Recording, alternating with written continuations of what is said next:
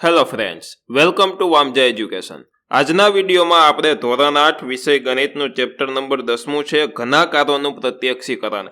એમનું આપણે થિયરીનો lecture number 2 જોશું. આપણે આગળ થિયરી જોઈ હતી, એમના પછી સ્વાધ્યાય 10.1 કર્યું હતું, પછી સ્વાધ્યાય 10.2 કર્યું. હવે આ સ્વાધ્યાય 10.3ની થિયરી છે, એટલે કે Theory-2, અને આ ચેપ્ટરનો આ લેક્ચર નંબર 7મો છે. જોઈએ Theory-2. હવે મિત્રો, આજે આપણે થિયરી જોશું, એમાં 3 વસ્તુ સમજશું. પહેલું છે શિરોબિંદુ, બીજું છે ધાર અને ત્રીજું છે ફલક. હવે શિરોબિંદુ ને ઇંગ્લિશમાં શોર્ટમાં વી કહેવાય છે, જ્યારે ધારને એજનો ઈ કહેવાય છે અને ફલકને ફેસનો એફ આવી રીતના શોર્ટમાં લખવામાં આવે છે.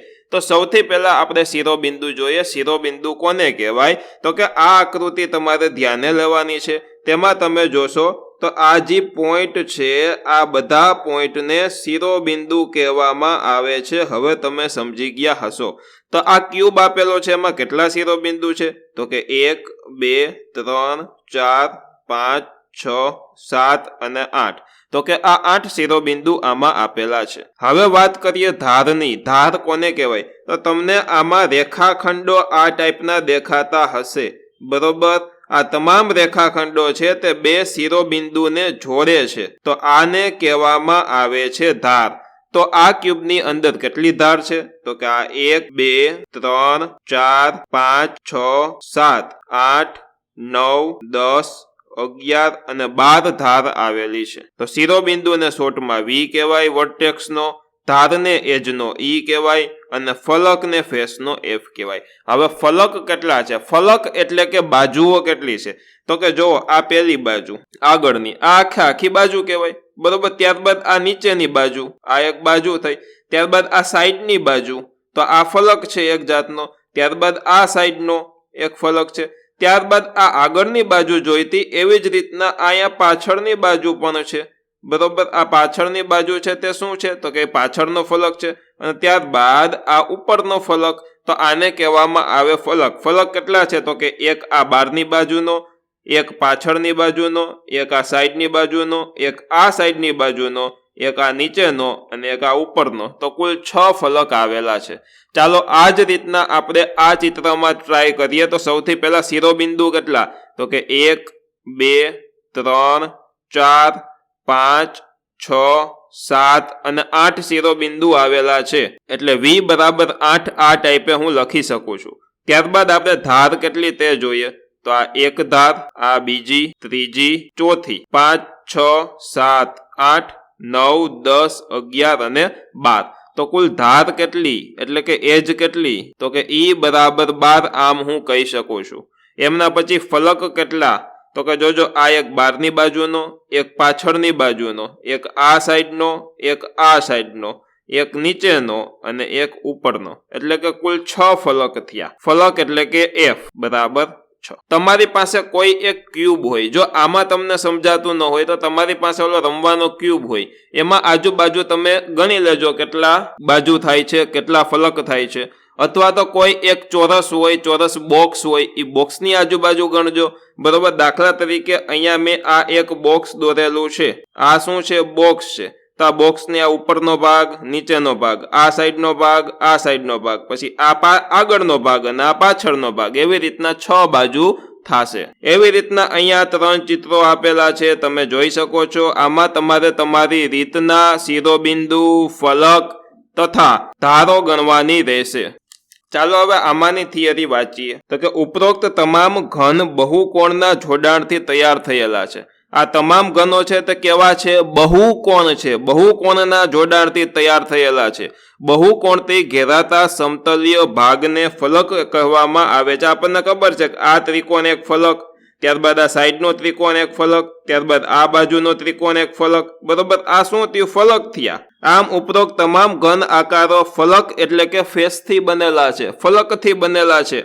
અને આ ફલક જ્યાં મળે છે તેને ધાર કહેવામાં આવે છે. દાખલા તરીકે આ આગળનો જે ફલક છે એ કેના દ્વારા બન્યો? તો કે આ ધાર દ્વારા બનેલો છે. અને ધાર એટલે એજીસ કહેવામાં આવે છે. અને આ ધાર રેખાખંડ સ્વરૂપે હોય છે. જો આ એક રેખાખંડ, આ બીજો, આ ત્રીજો અને આ ચોથો રેખાખંડ સ્વરૂપે હોય છે. અને આ ધાર જ્યાં મળે છે તેને શિરોબિંદુ તરીકે ઓળખવામાં આવે છે. જો આ એક ધાર, અને આ બીજી ધાર બે ક્યાં મળ્યા તો કે અહીંયા મળ્યા, તો આ જગ્યાએ મળે છે તો આને આપણે શિરોબિંદુઓ કહીએ છીએ, એટલે કે વર્ટેક્સ કહીએ છીએ, અને આ શિરોબિંદુ સ્વરૂપે હોય છે. આમ આવા ઘનને બહુફલક કહેવામાં આવે છે, અને બહુફલકને ઇંગ્લિશમાં પોલીહેડ્રોન્સ કહેવામાં આવે છે. ત્યારબાદ મિત્રો અહીંયા ચિત્રો આપ્યા છે, બે ટાઈપના ચિત્રો છે, તમે જોઈ શકો છો. પેલું તમે અહીંયા જોશો તો આ બહુફલકના ચિત્રો છે, એટલે કે અહીંયા ધાર ને તે બધું આવેલું છે. આમાં જોઈ શકો છો, આમાં અહીંયા ફલકો આવેલા છે, ટૂંકમાં ફલકોને તમે ગણી શકશો.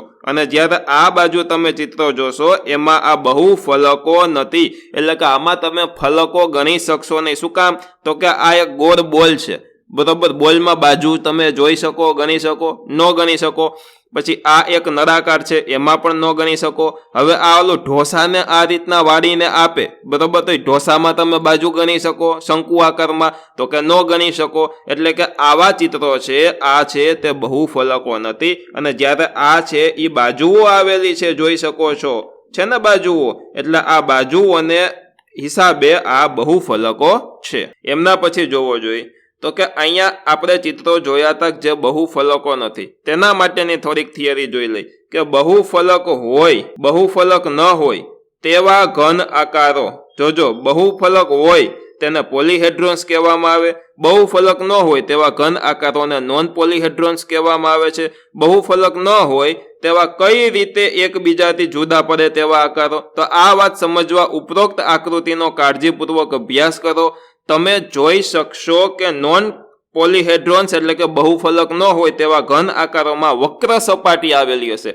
વક્ર એટલે કે ગોળ સપાટી આવેલી હશે. અહીંયા બોલ હોય તો તેમાં આ ટાઈપની વક્ર સપાટી હોય, જ્યારે આમાં પણ શંકુમાં વક્ર સપાટી હોય, આમાં પણ વક્ર સપાટી હોય નળાકારમાં. આવા આકારને ગોલક કહેવામાં આવે, આવા ઢોસા જેવા આકારને શંકુ આકાર કહેવામાં આવે, અને આવા આકારને નળાકાર આકાર કહેવામાં આવે છે. તમે કહેશો અવો તો ઢોસો ન હોય, ઢોસો તો અવો હોય, પરંતુ આ ટાઈપે પણ ઘણી જગ્યાએ વાળીને આપતા હોય, જોકરની ટોપી જેવો. જ્યારે પોલીહેડ્રોન્સમાં માત્ર સમતલ એટલે કે સીધો ભાગ આવે છે અને વક્રીય સપાટી આવતી નથી, જ્યારે આમાં વક્ર સપાટી અથવા તો વક્રીય સપાટી આવે છે. નીચેના ત્રણ સામાન્ય ઘનના પ્રકારો તમે જાણો છો. જુઓ, આ શું છે? પાયો છે. અહીંયાથી આમ તમે પાયો ગણી શકો આને, બરોબર. ત્યારબાદ અહીંયા વક્ર સપાટી, આની વક્ર સપાટી જોઈ શકો છો, અહીંયા પાયો ગણી શકો છો, અહીંયા પણ પાયો છે, અને આ વક્ર સપાટી છે. આ આકાર ગોલક, આ શંકુ, અને આ નળાકાર આકાર છે. તો આ હતી થિયરી, અને આ થિયરીમાં તમે બહુ ઓછી વસ્તુ યાદ રાખશો તોય ચાલશે. મહત્વની વસ્તુ એટલી જ છે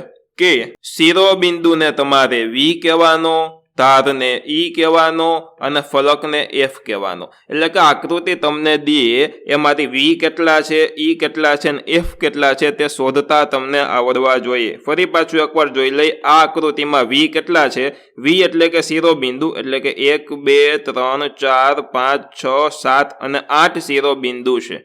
એજીસ કેટલા છે એટલે કે રેખાખંડો કેટલા બને છે? તો 1 2 3 4 5 6 7 8 9 10 11 અને આ 12. આવી રીતના 12 રેખાખંડો બને છે, એટલે કે 12 એજીસ બને છે. ફલક એટલે કે સપાટી, બાજુઓ કેટલી છે?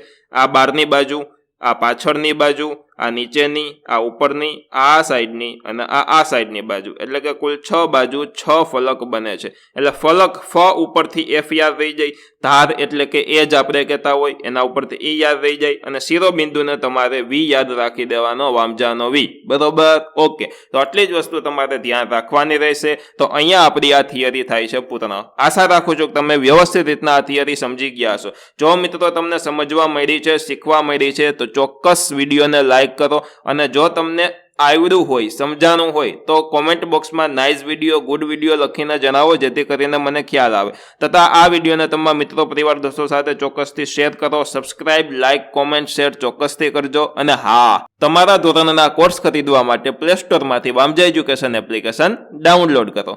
ધન્યવાદ.